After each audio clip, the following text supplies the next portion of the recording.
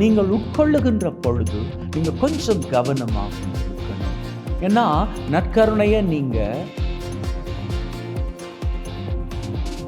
அன்பின் உள்ளங்களை ஆண்டவராகிய தெய்வம் இன்னைக்கு ஒரு வழி சொல்கிறாரு. நாம் வாழ்க்கையில் நிம்மதியோடு, அமைதியோடு, ஆரோக்கியத்தோடு, ஒற்றுமையோடு, மகிழ்வோடு சொல்லப்போனால் வாழ்க்கையில் உச்சத்தில் வாழும்படி, எப்படி மகிழ்வின் சிகரங்களை தொட்டு வாழும்படி வாழுவதற்கான வழியை, அதற்கான வழி என்ன அப்படின்னா, நாம் வளமையாக உண்ணக்கூடிய உணவு, அந்த உணவின் மூலமாக நம்ம வாழ்க்கையில் வரக்கூடிய வியாதியோ தொல்லையோ எதுவுமே நமக்கு வராது. ஆண்டவர் சொல்றாரு, அதை ஒரு அடையாளமாக சொல்றாரு.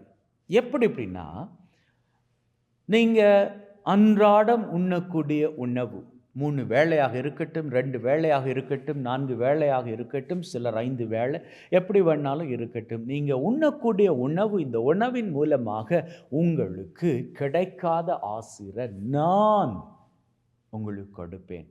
என்னுடைய உணவு மூலமாக, என்னுடைய நற்கருணை மூலமாக உங்களுக்கு நான் கொடுக்க போகின்ற ஆசீர் நீங்கள் எண்ணி பார்க்க முடியாத ஆசீர். இப்போ நீங்கள் உண்ணக்கூடிய உணவு, நீங்கள் வாழக்கூடிய வாழ்க்கை, இந்த வாழ்க்கையில் உங்களுக்கு என்னெல்லாம் கிடைக்கலையோ அவையெல்லாம் உங்களுக்கு கிடைக்கணும் அப்படின்னு சொன்னால், இந்த உணவை தாண்டி என்னுடைய உடல், இந்த நற்கருணை உங்களுக்கு மாபெரும் ஆசீரை கொடுக்கும். இந்த நற்கருணையை உட்கொள்வீர்களாக இருந்தால் உங்களுக்குள் இருக்கக்கூடிய வியாதி உங்களை விட்டு காணாமல் போய்விடும். உங்களுக்குள்ளே இருக்கக்கூடிய பிரச்சனைகள் உங்களை விட்டு ஓடி போக நீங்கள் நிம்மதியோடும் அமைதியோடும் வாழ்ந்து கொள்வீர்கள். உங்கள் குடும்பத்தில் ஒற்றுமை இல்லாத நிலையெல்லாம் மாறி ஒற்றுமையோடு வாழ்ந்து கொள்வீர்கள். ஏன்னா நான் பிரிவினையின் தெய்வம் கிடையாது, ஒற்றுமையின் தெய்வம். தந்தை, மகன், தூய ஆவி என்கின்ற திருத்துவத்தில் வாழுகின்ற தெய்வம். ஆகவே இப்பேற்பட்ட தெய்வமாகிய நான், ஒற்றுமையின் தெய்வமாகிய நான், ஒற்றுமையை உங்களுக்கு கொடுப்பேன். நான் உங்களுக்குள்ளே வந்து விட்டால், நான் நற்கருணையாக உங்களுக்குள்ளே வருகின்றேன். எனக்கு உடல்ல எந்த பிரச்சனையும் கிடையாது. நான் ஆரோக்கியத்தின் தெய்வம். என்னை நீங்கள் நற்கருணையில் உட்கொள்வீர்களாக இருந்தால் உங்களுக்குள்ளே நான் ஆரோக்கியமாக எந்நாளும் வாழ்ந்து கொள்வேன். உங்களது வாழ்க்கையில் இருக்கக்கூடிய ஒவ்வொரு தீமையின் காரியங்களையும் என்னால் அகற்றிவிட முடியும். என்ன, எந்த தீமையும் எனக்குள்ளாக இல்லை அப்படின்னு தெய்வம் சொல்லுகின்றார். அப்போ நம்முடைய வாழ்க்கையில நாம தெய்வத்தை நற்கருணையில் உட்கொள்ளுவோமாக இருந்தால் இத்தனை ஆசீர்வாதங்களும் நமக்கு கிடைக்குமா அப்படிங்கிற கேள்வி உங்களுக்குள் எழுந்தால் நிச்சயமாக சொல்லுகின்றேன், அது சந்தேகப்படவே வேண்டாம். நிச்சயமாக வாழ்க்கையில் அமைதி, நிம்மதி, ஆரோக்கியம், நன்மைத்தனம் எல்லாமே கிடைக்கும். அவரை நற்கருணையிலே உட்கொள்வீர்களாக இருந்தால். அதை நீங்கள் உட்கொள்ளுகின்ற பொழுது நீங்கள் கொஞ்சம் கவனமாக இருக்கணும். ஏன்னா நற்கருணையை நீங்கள் திருப்பலி வேளையில் பெற்றுக்கொள்ளுவதற்கு முன்னதாக ஆண்டவர்கிட்ட நீங்கள் 3 காரியங்கள் ப்ராமிஸ் பண்ணிட்டு தான் அதனை பெற்றுக்கொள்கிறீங்க. ஆண்டவர் உங்ககிட்ட பேசுகிற பொழுது நீங்களும் பேசிக்கிறீங்க. அதான் திருப்பலியில் குருவானவர் உங்ககிட்ட இந்த ஜெபத்தின் மூலமாக பேசுகிற பொழுது நீங்கள் பதில் சொல்கிறீங்க இல்லையா? அப்போது குருவானவர் உங்ககிட்ட பேசுகிற பொழுது குருவானவர் மூலமாக தெய்வம் உங்ககிட்ட பேசுகிறாரு. அப்படி பேசுகின்ற வேளையில் நீங்கள் என்ன பதில் சொல்கிறீங்க? அந்த பதிலை வச்சுக்கிட்டு தான் ஆண்டவர் உங்கள் மேலே செயல்படுவார். ஆண்டவர் எப்படி செயல்படுவார்? உங்களது வார்த்தைகளின் நிமித்தம் தான் அவர் செயல்படுவார். 3 காரியங்கள் நீங்கள் ஆண்டவருக்கு அங்கே ப்ராமிஸ் பண்ணுறீங்க. என்ன ப்ராமிஸ் பண்ணுறீங்க தெரியுமா? ஆண்டவரே, நாங்கள் ஏதோ சிந்தனையால், சொல்லால், செயலால், கடமையில் தவறியதால் பண்ணிக்கிட்ட பாவ காரியங்கள் எல்லாவற்றையும் மன்னிச்சுக்கோங்க அப்படின்னு கேட்டுக்கிறோம். அப்போது நாம் மன்னிப்பு கேட்கிறோம். மன்னிப்பு கேட்டுட்டு தான் ஆண்டவரை போய் நற்கருணையில் வாங்கிக்கிறோம். மன்னிப்பு கேட்டு ஆண்டவர்கிட்ட நாம் நற்கருணையை பெற்றுக்கொள்வதற்காக போகின்ற வேளையில் நம்முடைய மனதில் இருக்க வேண்டிய ஒரு காரியம், என்ன காரியங்களுக்காக எல்லாம் மன்னிப்பு கேட்டோமோ அதனை திரும்பவும் பண்ணிக்கக்கூடாது. வாழ்க்கையில் அந்த காரியங்களை பண்ணிக்கவே கூடாது. நாம் சிந்தனையால், சொல்லால், செயலால், கடமையில் தவறியதால். இந்த காரியங்கள் மூலமாக பண்ணிக்கிட்டோமே தப்பான காரியங்கள், அவற்றை எல்லாம் ஒட்டு மொத்தமாக நிறுத்தியாக வேண்டும். அது எப்படி சிந்தனையால் நாங்கள் சில காரியத்தை நிறுத்திக்கிறது? அன்பின் உள்ளங்களை, இந்த சிந்தனையை தடுக்க முடியாது. ஆனால் இந்த சிந்தனைக்கு நாம் உருவம் கொடுப்போமாக இருந்தால் அது தப்பு.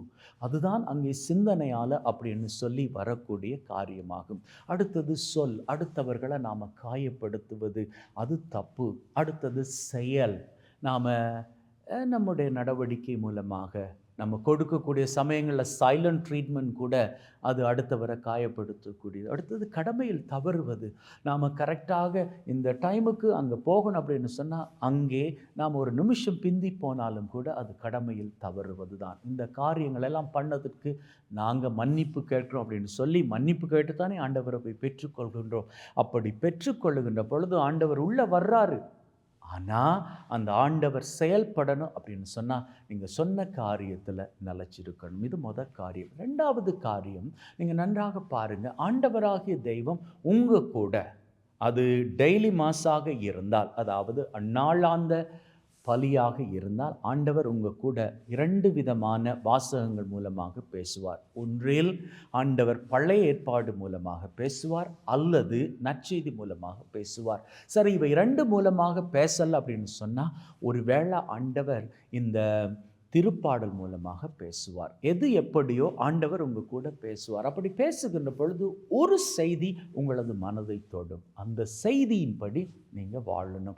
அப்படி நீங்கள் வாழ மறுப்பீர்களாக இருந்தால் அங்கே நீங்கள் ஆண்டவரை சரியான முறையில் பெற்றுக்கொள்ளலை அப்படி என்பது அர்த்தமாகும். மூன்றாவது காரியம், நீங்கள் நற்கருணைக்கு முன்னதாக நீங்கள் எடுத்துக்கொள்ளக்கூடிய பரலோக மந்திரம். அந்த பரலோக மந்திரத்தில் நீங்கள் சொல்லக்கூடிய வார்த்தை, ஆண்டவரே, நான் என்னுடைய பாவ காரியங்களை மன்னிக்கும்படி கேட்கின்றேன். ஆனால் அதற்கு முன்னதாக என்னுடைய விரோதிகளை நான் மன்னித்தது போல என்னுடைய பாவ காரியங்களை மன்னித்து கொள்ளுங்க அப்படின்னு சொல்லி கேட்கின்றேன். அப்போது நான் யாரெல்லாம் எனக்கு விரோதம் பண்ணாங்களோ, துரோகம் பண்ணாங்களோ, அவங்களெல்லாம் மன்னிச்சுட்டு தான் நற்கருணை உட்கொள்ளணும். இந்த 3 காரியங்களையும் பண்ணுவோமாக இருந்தால், முதல் காரியம் நாம் அறிக்கையிட்டு சொல்லக்கூடிய அந்த பாவ அறிக்கை. அந்த பாவ அறிக்கையில் நம்ம என்ன காரியங்கள்லாம் பண்ணுறோமோ அதை, அங்கே சொன்ன காரியங்களை இனிமேல் வாழ்க்கையில் செய்யக்கூடாது. இரண்டாவது காரியம், ஆண்டவர் பேசுகின்ற பொழுது அந்த வார்த்தைகளுக்கு சரியாக கவனம் செலுத்தி அவற்றை நம்முடைய வாழ்க்கையில் ப்ராக்டிஸ் பண்ண ஆரம்பிக்கணும். மூன்றாவது காரியம், பரலோக மண்டலத்தில் நாம் சொல்லுவது போல அடுத்தவர்களுக்கு நாம் எந்த விதத்திலும் தீங்கு செய்யக்கூடாது. அவங்க தீங்கு செய்திருந்தால் கூட அதை மன்னித்து விட்டு நாம் நற்கருணையை பெற்றுக்கொள்ளணும். இப்படி நாம் பெற்றுக்கொண்டு வாழ்வோமாக இருந்தால் நிச்சயமாக வாழ்வளிக்கும் தெய்வமாகிய உணவு இயேசு கிறிஸ்து ஆண்டவர் நம்முடைய வாழ்க்கையில் நாம் தேடுகின்ற நிம்மதியை, அமைதியை, ஆரோக்கியத்தை, ஆசிரை நிறைவாக கொடுக்க நம்முடைய வாழ்க்கை மகிழ்வின் சிகரங்களை உயரங்களாக தொட்டு கொள்ளும். அமேன்.